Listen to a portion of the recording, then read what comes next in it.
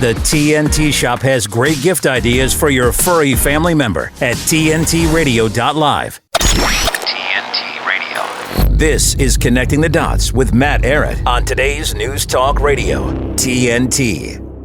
Welcome back to Connecting the Dots for our third segment. I'm very, very happy to be joined by my friend and the excellent Lawrence Freeman, an Africa expert with 40 years experience working on the continent of Africa, with a deep, profound insight into political intelligence operations as well, which has given him a very important edge to understand how Africa has artificially been kept underdeveloped and at war with itself in many ways over the course of many years, despite billions of dollars having been given under the World Bank, IMF. Decades and decades have passed with money being given, but no real qualitative freedom or economic sovereignty for the nations on that continent.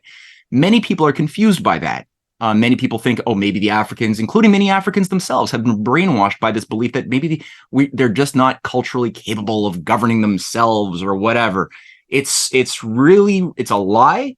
There are arsonists, saboteurs that have been working and refining their skills of sabotage of the good for a long time. Lawrence has mapped out a lot of these elements in a very, very clear degree, which is why I'm very happy to have him on today to discuss Africa and the world. How are you doing, Larry? Well, it's a little cold down here, but doing well. Yeah, waiting for that global warming to kick in.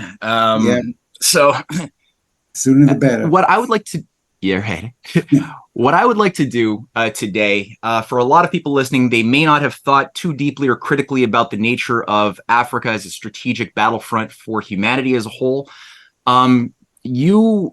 Like I said, you've written enormously. You have a website, Lawrence Freeman, AfricaandTheWorld.com, which is a wonderful website that you keep updated. You give a lot of talks as an expert from the West to speak, and you speak on different Nigerian, Ethiopian news. What is the purpose? Why should people care right now about the role of Africa in the broader battle over what the new system is going to look like? Well, think about it. It's good to be with you today, Matt. If you look ahead, the projections are that around 2050, which is not that far from now, less than 2 generations or so, you're going to have the majority concentration of population in the world is going to be on the African continent. So you're talking about in 27 years, Africa is projected to have about 2.5 billion people as a whole. It's 55 countries. They're estimated to have about a billion young people, 35 and under as they characterize it, and the largest labor force as a continent of any other country in the world. Nigeria will be the 3rd largest country, be more populated than the United States, over 400 million during this projection. And therefore, anybody who's thinking clearly knows right now that the center of politics, the center of commerce, the center of trade is going to be revolving around this continent, which is estimated to be about 1/4 of the world's population by that time. If we were intelligent in the West, which is not our strong point, we would realize that we would be making massive investments now in infrastructure and infrastructure-related projects. Because if you don't, what are you going to do with 2.5 billion people if there's not food, if there's not housing, if there's not jobs? Mm-hmm. So unfortunately, we're not looking clearly, though everybody involved in thinking about the future knows Africa will be the center. We don't really have a very thoughtful approach to how we're going to handle that.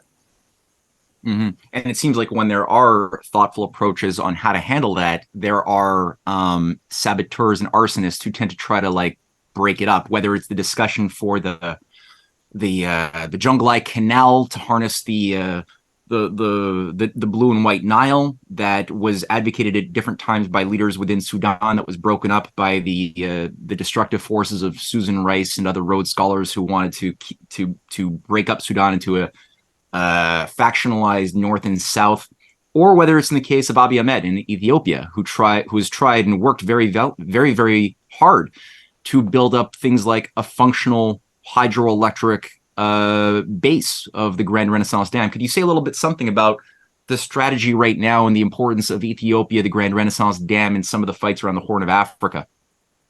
Well, start from one standpoint. You have on the Horn of Africa, you have the Red Sea that leads into the Gulf of Eden and into the Indian Ocean. This is one of the largest trading routes in the world in terms of not only Africa, not only in terms of the neighboring nations on both sides of the water, but globally. And therefore, if you were thinking clearly, one would develop this area because it's of a great strategic importance. Now, militarily, several countries have recognized this, and you have six military bases from 6 countries in Djibouti, this tiny little country of under maybe 500,000 to 1 million people.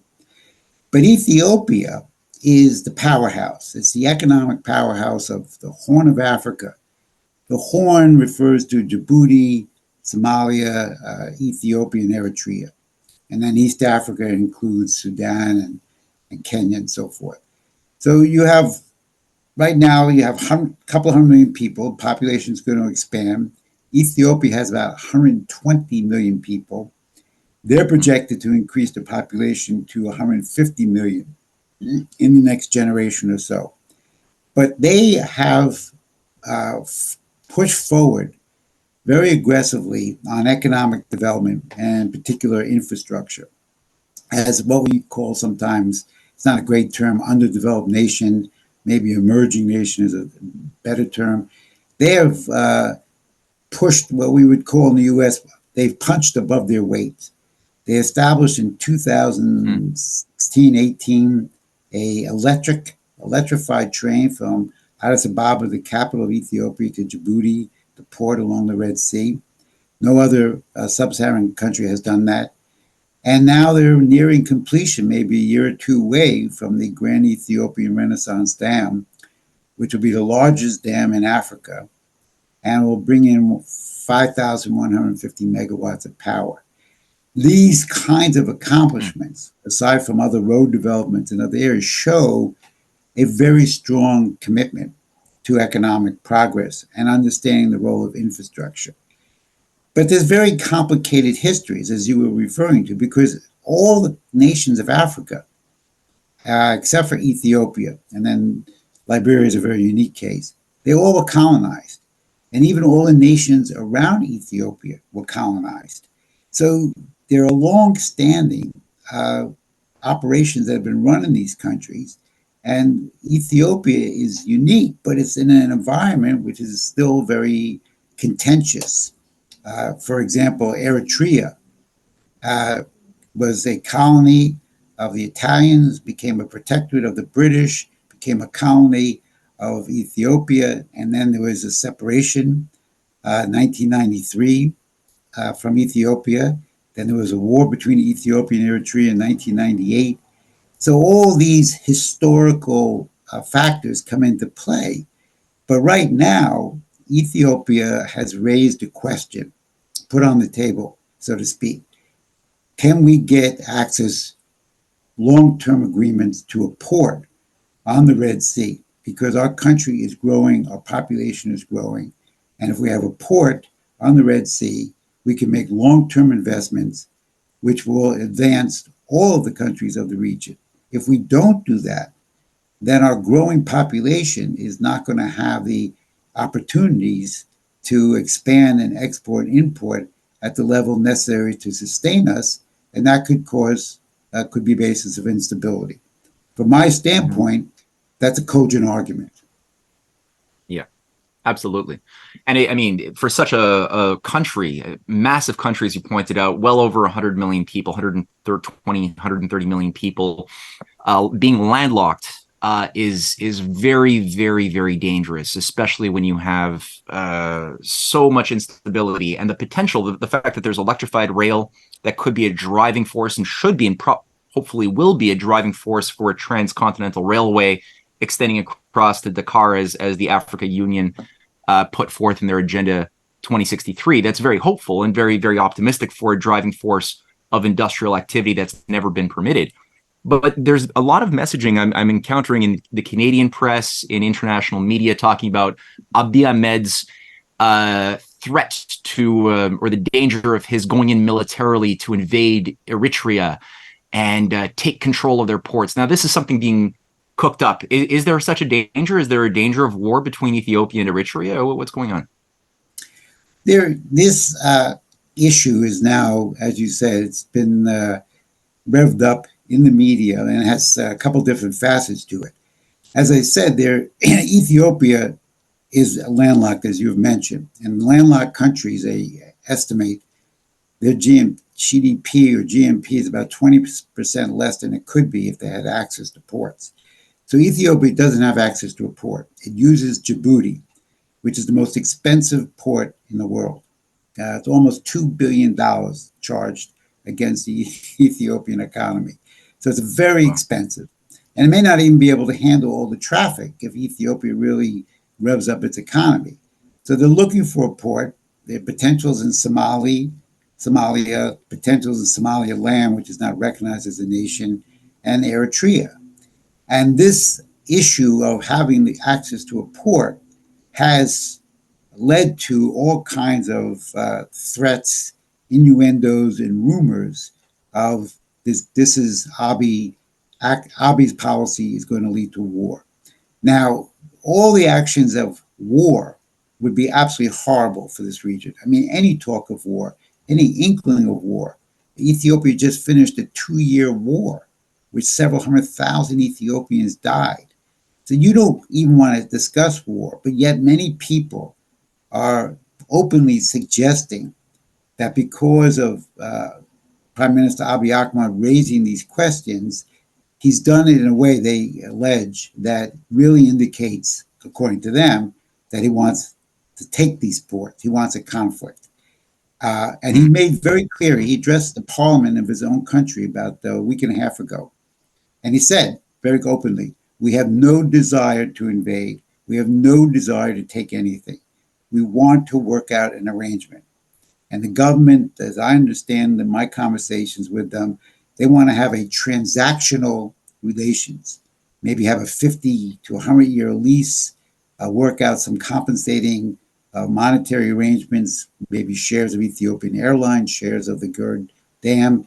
But there's no desire to have a conflict. So first you have all kinds of Western and other papers in the region saying we're going to have a war, but there's no substantiation. There's articles that say we have from unnamed sources that were in a private meeting with Abiy Ahmed where he said this or that. We see reports of rumors of militarized forces on the border.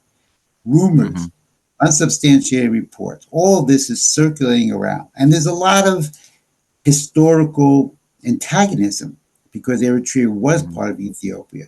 They worked together at one point to overthrow the government of the Derg in 1991. And then after that, some conflicts arose. So there's very heated passions, but people are not thinking. They don't think. And this is what is frustrating for me because put aside the history. It's real, but you sometimes have to put it aside. What's the future going to look like? What are you going to do with several 100 million people? Ethiopia could provide physical economy to help these populations. It's in their interest of all the nations to help settle this issue in a peaceful negotiation between sovereign nations. Now, the tip-off that, to me, that an operation was being run is I was watching all these headlines with rumors and innuendos, and then all of a sudden, the new series of accusations come in. Abiy Ahmed is really following in the footsteps of Xi Jinping and Vladimir Putin as authoritarian leaders of their nation. So once I saw that this is now being put in the context of geopolitical zero-sum game from the West, then for me and for others who study geopolitics, this became very clear. Somebody is trying to destabilize this area, and that is very dangerous.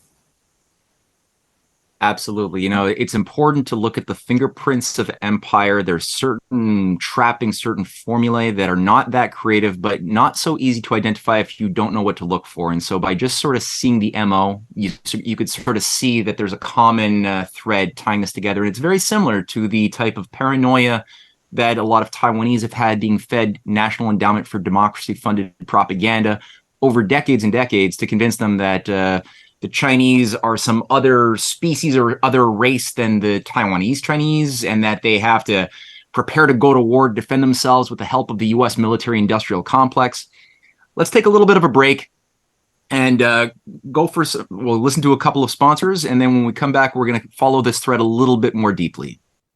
You should hear what Chris Smith is talking about. Lomborg has long maintained that wealth and an abundance of energy sources are the key elements required to help the world solve threats to our existence, which is why he opposes the obscene amounts of money the United States, the UK, Europe and Australia are spending on climate change, which can only reduce that wealth and make us all weaker. Yes, climate has costs, but so do climate policies. We rarely talk about the fact that as we are making more and more climate policies, that also impacts us negatively. That actually pulls away resources from us.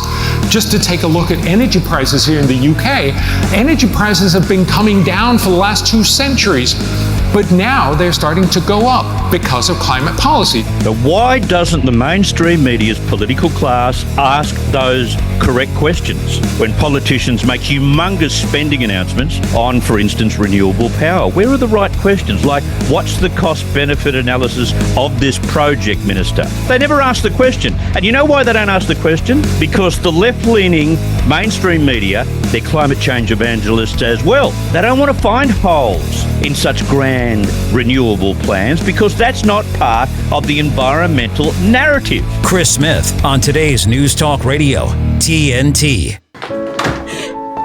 My baby's back from the West Coast.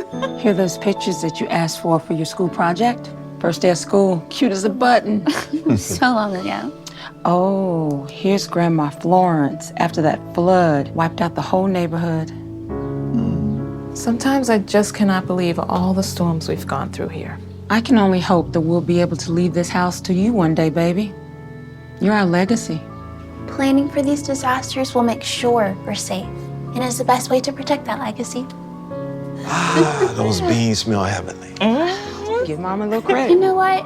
We should make an emergency communication plan. That way we're ready this year. Oh, Great idea. At my dorm, we have emergency kits for earthquakes and wildfires, but I'm sure there's something more local I can send you with the link. Okay. Smart.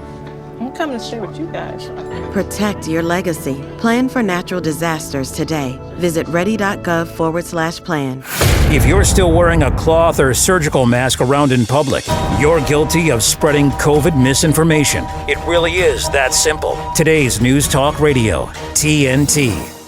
All right, we are back with Connecting the Dots on TNT Radio. I'm still joined here with my guest, Lawrence Freeman. We've been talking about Ethiopia, Africa more generally, and fire starters, arsonists.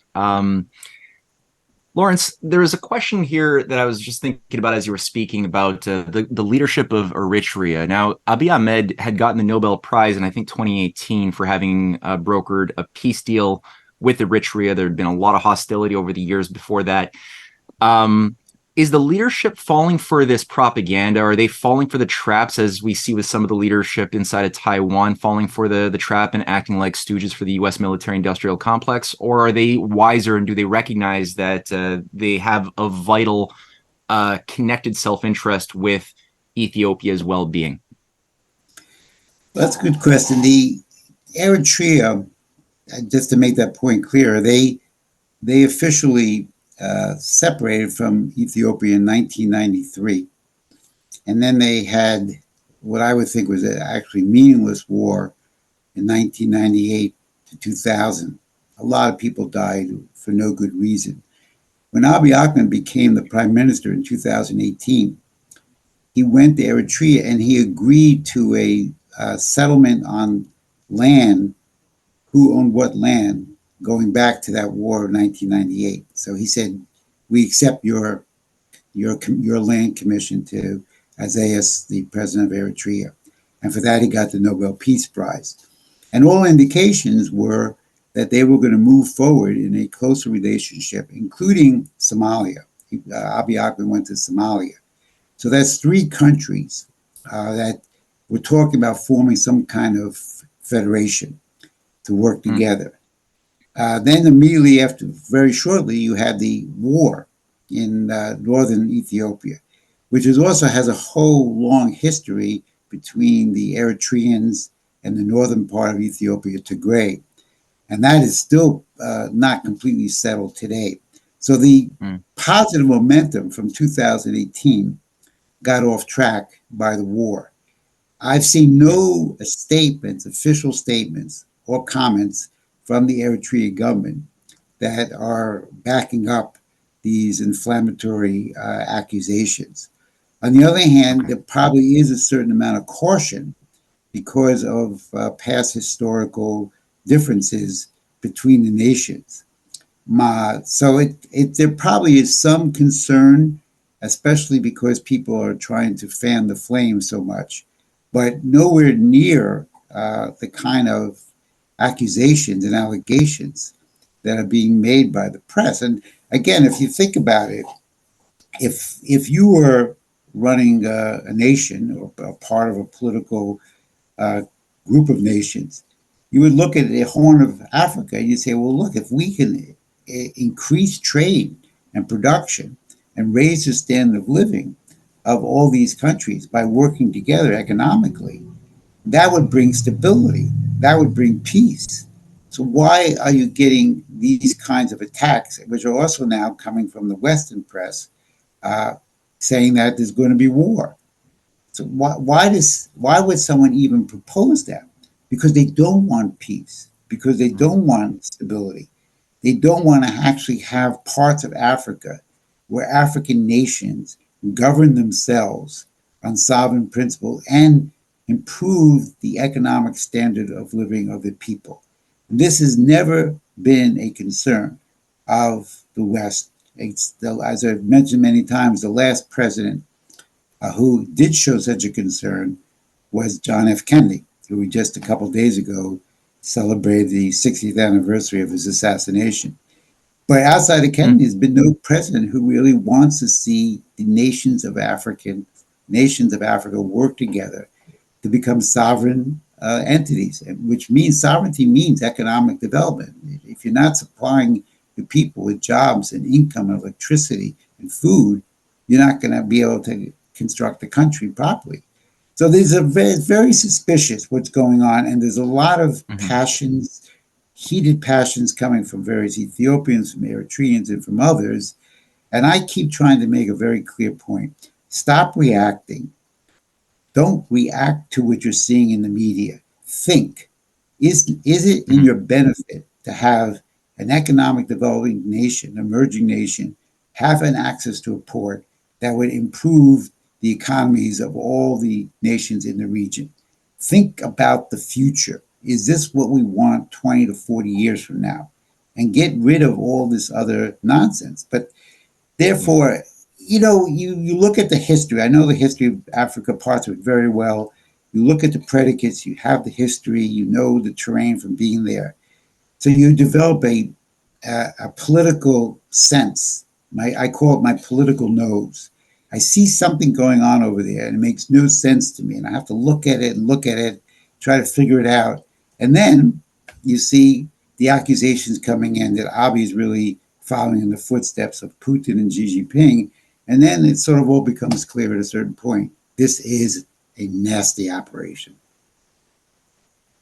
Since Abiy Ahmed has worked very hard, and Ethiopia is again, to restate, it's the location of the Africa Union headquarters. Ethiopia will be joining up with the Brics Plus grouping very soon in January of 2024, joining Egypt, Iran, Saudi Arabia, the UAE, all major strategic nations for civilizational as well as geo-economic reasons. Recently, the foreign minister of Nigeria said that he wants Nigeria to also join the Brics within the next 2 years. The Sudanese ambassador to Russia said the same thing last week, that Sudan must join the BRICS. What do you think of the BRICS, the difference between the unipolar sort of structure, the way things have been done for the past 70 years, versus this idea that is sweeping across Africa of the BRICS, the multipolar alliance? A lot of people are saying it's all just a different taste of empire. It's a better the devil you know. Let's just stick with the World Bank and the Western military industrial complex. We know that devil. We don't know this other devil. What's your opinion on this? Well, again, if you study this questions of geopolitics around the world and what are the empires involved in, as you do, and I do, you can see this stuff is very clear. Prior to the last BRICS summit, which just took place a month or two ago, prior to the summit, you had all of the major Western think tanks saying, don't expect anything. It's a nothing burger. There's nothing there. Don't get worked up over it. It's unimportant. So if you see all the Western think tanks saying that, they're very much afraid of it. And of course, at that meeting, they asked 6 more countries to join. So now there's 11 members of the BRICS, including Argentina now from the South America. And Argentina's not jumping. Argentina's bailing out. Okay. So you have 3 of the nations are African nations. South Africa in the very south, East Africa in the east, Egypt in the north. So this changes everything. And the fact of the matter is, the African leaders, in one sense, are very practical. We are looking for assistance in developing our countries and our economies. We have asked the West, personally, come to the United States and say, can you work out an arrangement where we can make some long-term investments in our infrastructure? And the West says, no, no, no, no. China says yes. And China says, we'll give you better than commercial rates on some of the loans we give you. And they actually build something. They just don't take oil and gas and other resources. They build something. They leave something behind. And these loans are concessional, which is their lower interest rates. They're long-term. Some of them have grants to them. This has helped Africa. It's not enough, in my opinion, far not enough. But nevertheless, it's made a contribution to improving the conditions of life for some Africans. We still have 500 million Africans living in poverty. And we have 600 million Africans who don't have access to electricity. So there's no limit in the short term of the kind of investments we can make. But the United States says, nope, we don't really care about this development. We have one concern about Africa, stopping China. And there was an African summit here in Washington back December, almost a year ago. And the only unspoken but not known topic of the summit was how to counter China in Africa. There's no other discussion that these guys think about. And therefore, they don't have an understanding or concern for how to develop these regions. The question is how to manipulate. Now, Abiy Ahmed comes in, and he's a wild card. He's not part of the previous government, which was run by the TPLF, the Tigrayan People's Liberation Front. He's a totally new individual on the scene. He goes to Eritrea. He goes to Somalia. And they say to themselves, this guy's not under our control. He's out of our control. We can't let this happen. And so the United States supports a war by the TPLF to overthrow the government of Ethiopia, including the prime minister. And they are marching to overthrow the government. And the United States is fully endorsing this. And I stepped in and fought it, and that caused a big fight and got me in a lot of trouble. But nevertheless, it was a regime change effort which the U.S. was supporting. Now, the United States is trying to insert themselves in a different way inside the government of Ethiopia. They were the only non-African entity who was at the ceasefire peace agreement in November 2022. Mike Hammer, the envoy for the U.S., was there. And I believe he was there because he wanted to maintain some semblance of support for the Tigrayan People's Liberation Front. That could be part of the problem today, is that other countries in the region see the United States still has their snout in the politics of the region. And they may well be trying to foster opposition to Eritrea, because Eritrea is not under the control. They're totally outside of acceptance by the West. They're one of the most sanctioned countries in the world, and they have survived. And they may be trying to manipulate Ethiopia into some conflict. I'm not sure, but the United States is involved in this operation. The remnants of the TPLF are involved in this operation. So there's a lot of moving parts to this. But what's clear is that there are outside forces that don't want stability, that don't want peace, and that don't want economic growth. And those are the enemies of Africa. And we have to identify them and expose them. Yeah. No, that's extremely important. And I remember not that long ago, there was a released recording of a Zoom meeting with the Tigray People's Liberation Army's representatives and high-level deep state operatives from Washington. I think Donald Yu was the name of one of these characters, and I forget who, but there was a whole array of these very, very high-level operatives. Yep. Donald Yamato was an ambassador one time, but under Trump, he was the acting assistant secretary of Africa for a while. Yeah, so he was on it. There was some European diplomats on it, and it was supported by the National Endowment of Democracy.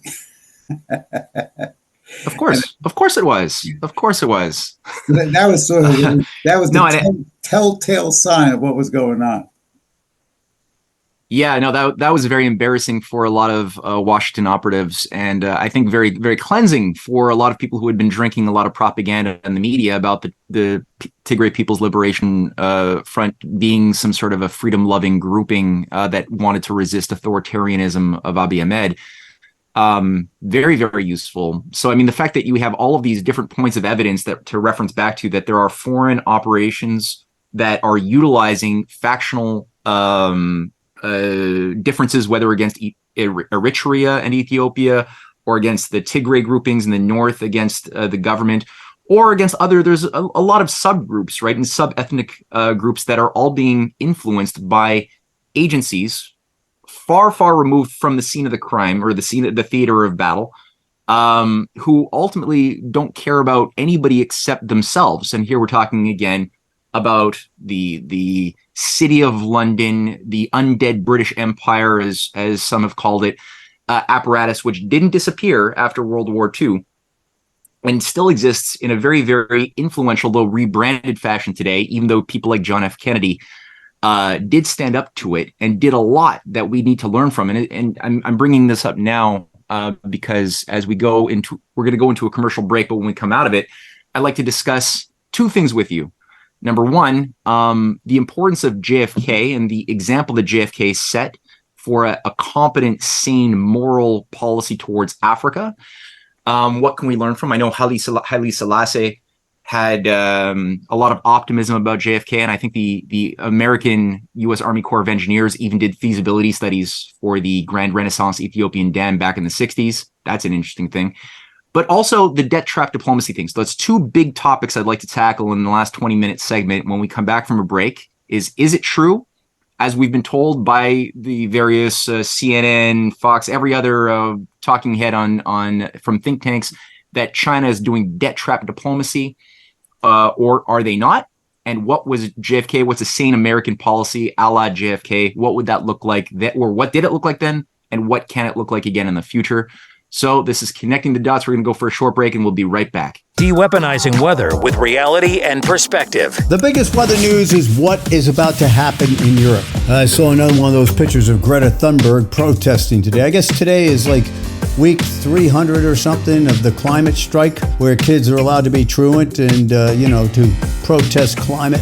But she was all bundled up, and I was like, well, wait a minute. Looks awfully cold over there. And were there fossil fuels used in the making of those clothes that you have on? But I want to get serious about this. The fact that we are getting such a cold blast that is coming in, and this was telegraphed with those big storms. And the reason you see what's going on in the weather today is because all the weathermen start screaming and yelling about climate change instead of understanding the same thing happened in 2009 and they went into the deep freeze over there. But it's a serious situation. You know why? Well, first of all, the implications of that is that the United States is going to get very cold. Now, it's cold right now, but I'm talking about what could be really cold weather, severe cold, in the month of January. Because there's probably going to be a lot of snow in the United States during the month of December, especially after the 20th. So what we saw in 2009, 2010 was Europe got it in 2009 in December, and then the U.S. had their famous Snowmageddon, and that occurred later in January and February. It'd be a little bit earlier this year, probably, looking at the overall pattern. But think about this. You're going to get that grid in Europe tested now, and especially Germany. Germany looks like ground zero for the worst weather. With most snow, it's going to be a little bit colder relative to averages up where Greta lives. But Germany is going to be in bad shape here the next 10 to 20 days. But again, then you have to worry about the rest of the winter. You see what I'm saying? So we're going to have some things push come to shove, so to speak, coming up here over the next couple of weeks. And in fact, the next couple of months, because unlike last winter, I don't think this is backing off this year. This is TNT climate and weather watchdog meteorologist Joe Bastardi asking you to enjoy the weather. It's the only weather you've got. When I had my heart event close to 4 years ago, I was at the gym, thought I deserve a coffee, and thought I'll top up with fuel, ordered a coffee. But while I was pumping fuel, I started to get chest pains. Then it got worse and worse and worse. So then I was leaning on the counter thinking, yeah, something's not quite right. So then I went to wait for the coffee, and that's when it really, really hit. And Joy just, mouthed, do you need an ambulance? And I remember nodding. I wasn't even thinking about a heart attack. I just thought something is seriously wrong with me here. So when the cardiologist came to see me, she informed me that I'd had what they call a widowmaker heart attack. Bit of a shock when someone says, you nearly died. Everybody should be aware of all the symptoms of a heart attack that women can have that aren't typical of the shoulder pain, the right arm pain. I go to the gym, I do yoga, Pilates, I swim, I go on bike rides, and yet I still had a heart attack. You just don't know it could be you. Perception versus the truth. This is Connecting the Dots with Matt Ehret on today's News Talk, TNT Radio. Right. Well, we are back with Lawrence Freeman for our final segment here. A lot has been brought up. I wanted to just roll out the end of this last segment with a discussion first on JFK. It was the anniversary of his murder, a solemn day on the 22nd of November. JFK is often underappreciated for but he had a very strong and bold foreign policy, especially regarding his opposition to colonialism and his support for the aspirations for African independence. And for people who are thinking about, well, what would be a sane policy for the West to adopt today? Well, look at what worked and who did stop it when it was blossoming so well in the early 60s under JFK and his allies. So, Larry, you've done a lot of work on this. Maybe you could elucidate myself and our listeners to some of this story that we should know about.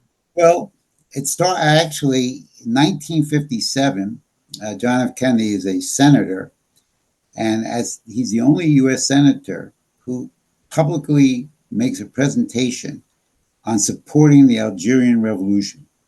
So this is 3 years before he runs for president. And this was not supported by anybody in the U.S. Congress at that time.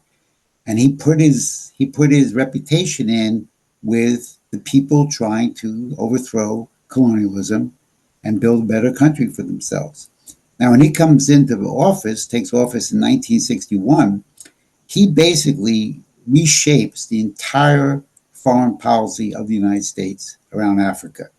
Eisenhower had a completely standoffish approach, supported the colonialist powers in Europe, said, let them take care of it, they know best. I don't think he met with that many African leaders during his 8 years in office. And Kennedy says, nope, we're going to change everything. He said, I'm going to go out and meet and engage with these African nationalist liberation leaders.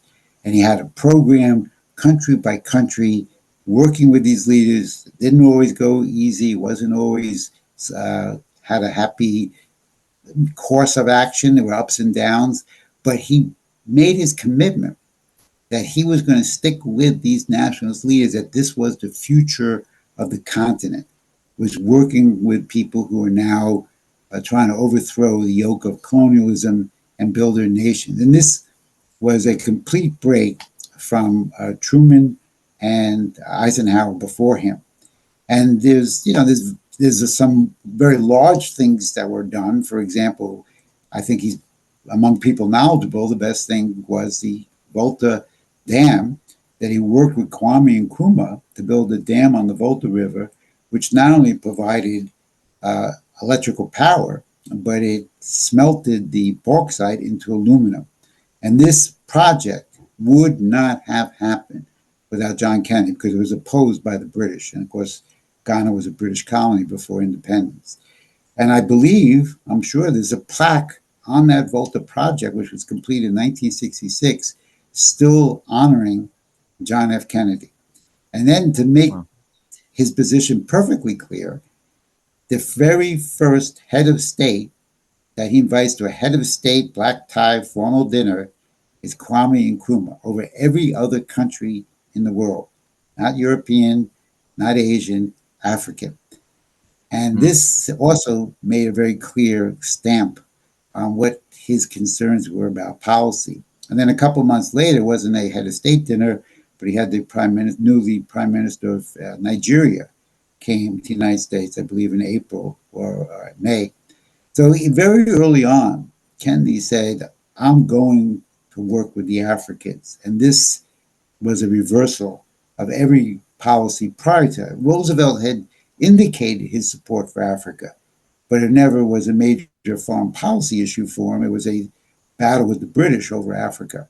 But Kennedy dug in and made it, and he told the State Department, and he put people in office in the State Department as ambassadors, people who would agree with him, people who would work with him, and many people tried to sabotage it, and he kept with it, and it got dangerous, but he kept with it at various points. And I was listening to I was just going to say, you mentioned the survey. For reasons I don't know the history of, in 1957, Eisenhower had the then USAID and Department of Interior did a 6-year study of the Blue Nile region. So that's the Nile River inside Ethiopia, not Egypt or Sudan. And they did a 6-year study, and they identified 30 different infrastructure projects in agriculture. And then they had 4 projects they identified that would produce surplus electricity for Ethiopia to use and to export. 4 dams they cited. One of those dams, which they called the Border Dam, is the Grand Ethiopian Renaissance Dam. Now, Kennedy took over from Eisenhower, and he brought the project to conclusion. And I think it was finished in 63 and published in 64, 7 volumes. But the fact that was a point in time where the United States actually saw the benefits of working with Ethiopia instead of this support for the TPF in the war of a couple of years ago. And it shows you the difference that a real political statesman can make on these kinds of foreign policy fights. Absolutely. No, that's vitally important, because it's not there's a lack of sense of what worked, like, because people get confused. They think, well, why would anybody want to keep Africa poor when it would be better business if you had people living longer, living healthier lives? They'd be more productive if they were industrialized in Africa, because they would be selling finished goods to us to be consumers. We would be selling them finished goods as well, higher quality goods. We would make trillions of dollars. So why would anybody want to keep Africa underdeveloped, underpopulated, fighting itself when it's just bad business? And then you realize that the reason why that's confusing for people is that they have this false belief that money is the motive for empire, and it's not that at all. Money is a tool or a means towards an end, but it is not the end unto itself. And JFK was getting at, well, what is the real purpose? Because it involved money, it involved business, but it did involve an intention to reduce people to a slave status to keep them controlled. It didn't have that. It had a love of the potential of what Africa and what America could be by working together and bringing out the best. I know he was very disturbed when he got news that Lumumba, the president of Congo, that he had intended on meeting, was murdered very early on in his presidency. Do you think that that he understood that it was through his own deep state department, the Allen Dulles groupings, that played a role, or do you think he was naive to the thing lurking within his midst at that time? I don't know. I can't really say because it was really early on. I mean, Patrice Luma, of course, was the elected prime minister of the Democratic Republic of the Congo in June. And by September, he was removed from office. The British, primarily, and the mineral cartels used the Katanga province to capture him and torture him and control him. And they virtually carried out a coup within months of his election. In January, he was trying to reach out. January 1961. He was trying to reach out to Kennedy. He knew he was going to be murdered, and he wanted to reach Kennedy, and he thought Kennedy would help him survive and be able to be restored to leadership. He didn't. Kennedy did not find out about it until February. And when he found out about it in February, there was a photographer in the room who just happened to be taking a picture of Kennedy after this phone call. Yeah.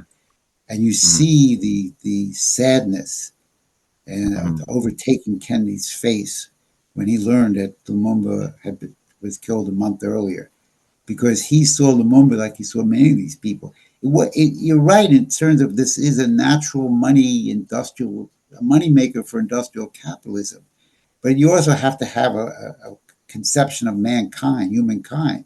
And Kennedy saw Africans in a much more nobler way than any other leader in the United States had seen up to that point. And he identified with their struggle. There's a very unique quality. You don't really find it in everybody, but he had it, and he pursued it. And how well he knew whether it was coming from inside his administration. I mean, ultimately, there were plans by the defense attaché to murder Lumumba. However, he didn't do it. I'm forgetting his last name. It's Larry something. And the British actually did it because 10 years ago, some secretary in the MI6 admitted that they were the ones who were really responsible for making sure Lumumba was assassinated. So there was a side of the U.S. that was supporting it, but it was actually the British who carried it out. Wow. Yeah.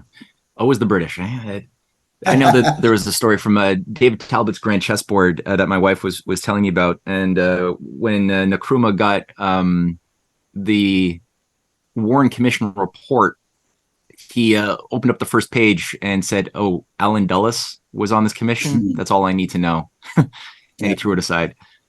Let's end. I'd like to end with your thoughts and assessments, since we talked about now what a sane policy that's an authentic, honest policy based on authentic self-interest would look like and did look like. We got I have a certain idea of your view of the Brics Plus as a positive force, but again, many people say it is a debt trap diplomacy, new empire. China's just out to colonialize the world, just like the West did, but with their own Chinese characteristics.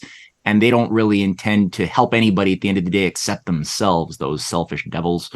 What can you respond to this debt trap diplomacy thing that we've all been barraged with? Is there anything to it? Well, the point is absolutely zero. No way of comparing what the Chinese are doing under the Belt and Road and the BRICS to colonialism. I mean, colonialism was simply extracting wealth either through human labor or through resources. China is not doing that. And what they have done is actually provide the most essential quality that the African nations need, which is credit. And they started to get involved. They had been involved in Africa, of course, goes back to the 1400s with Admiral Xi. But the fact is, around 2000, they began to implement aspects of their infrastructure development program, which became the BRI in 2013. And the West was furious because here was China, who we think is our enemy, or the United States government thinks the enemy, and they were actually helping Africans to make progress. Now, the irony of this is that it was one of the key institutions in the world that was following all of these loan agreements was something called the CARI Institute, C-A-R-I, China Africa Research Institute, under the auspices of the Johns Hopkins University in Washington, D.C., run by a woman, Deborah Brotengam. And they have the biggest database of loans in the world following the loans and disbursements of the loans in Africa. And so early on, I knew that this was a fraud. But everybody was saying, oh no, this is debt trap diplomacy.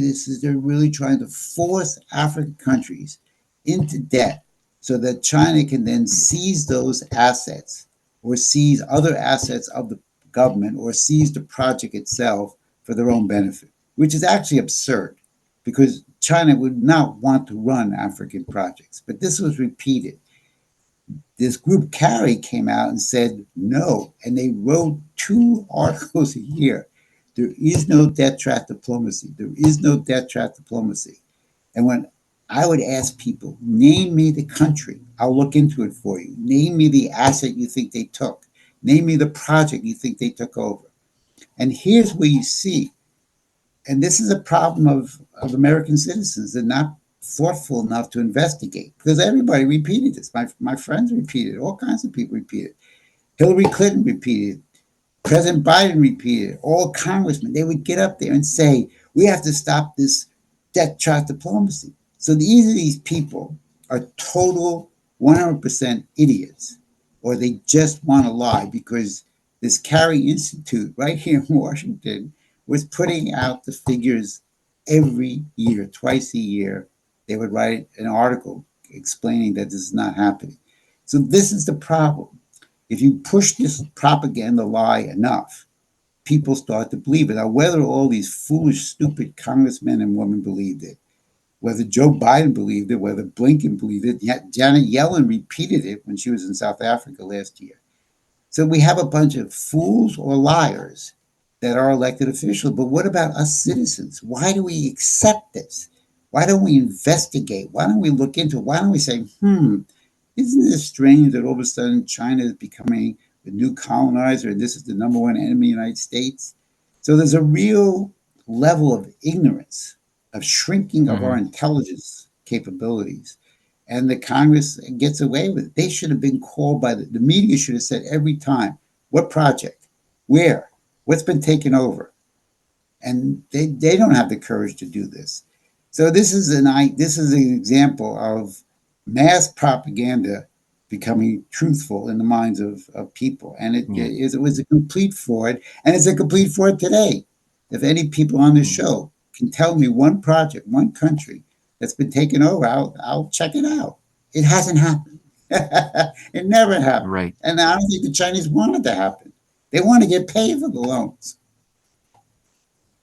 No, that's the thing. Even if we're not saying that we have to attribute angel-like intentions to China. We're not saying that. But it's like if you look at the data, look at the evidence, there's a sense that the Chinese have are doing good business, like just on that level.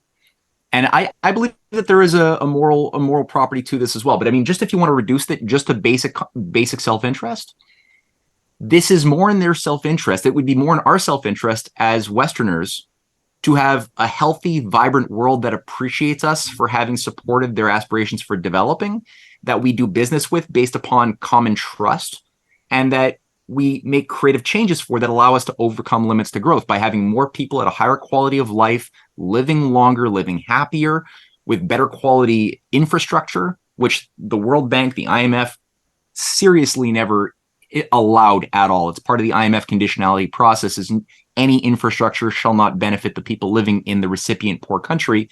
It will maybe just be used to facilitate the extraction needs of the corporations that will go in and take ownership of the rights of the land, of the oil, of whatever, the cobalt that will go feed our cell phones and our electric cars or whatever else. But the idea of really developing, and the proof is in the pudding. Like you said, look at the data, look at the evidence. People make a general gossipy accusation. Don't just take it in because you might trust the source, or experts say, thus I must believe. Look and ask, well, why are you saying anonymous source? Who's the source? What's the evidence? Is there a reduction or an increase in the quality of life of the people? Oh, an increase. How did that happen? And just dig it. Do a little bit more work, because we're too used to being spoon-fed. Lawrence, we're rounding out to the end of the hour. Thank you so much for taking the time to shed light on your research, your work. I'm looking forward to having you back on. Where can people reach you? Best place is my website, Lawrence Freeman, AfricaandTheWorld.com, and my Twitter at LK Freeman's Africa. I put more stuff up on my Twitter than my website, but you'll get a good idea of my thinking. And I put something up on John F. Kennedy just a couple days ago. All right, thank you, Larry. Thank you, and tune in for Bruce Torres, who's coming up next on TNT Radio.